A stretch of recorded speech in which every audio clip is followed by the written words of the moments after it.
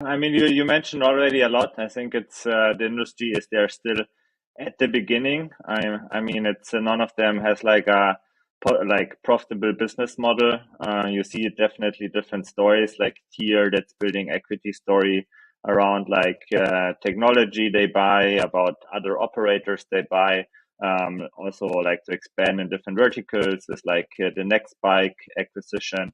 I think that's adding a lot of credibility to them for then also like towards the investors, and if they want to go like public, then I think they try to avoid what's happened to like others in the market, like Bird and Helbits, for example. I mean, look at their story. It's quite sad to see, to be honest.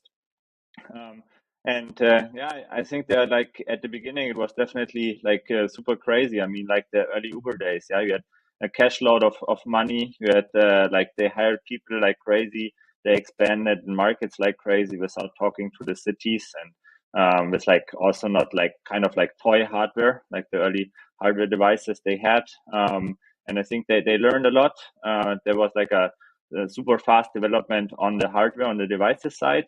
Also, cities getting more involved. They say, okay, look, that's something we can, or that makes sense to have in our city to replace like maybe car trips or like other forms of mobility. But there's still a lot of potential. Yeah, I don't know what's the percentage of urban trips that's done by scooters today, but in comparison to other modes, it's definitely tiny. So a few percentages maybe.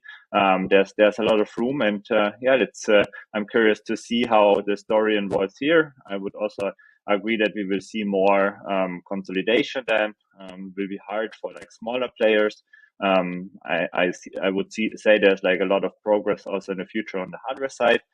So I'd say we are really just at the beginning, and there are exciting times ahead.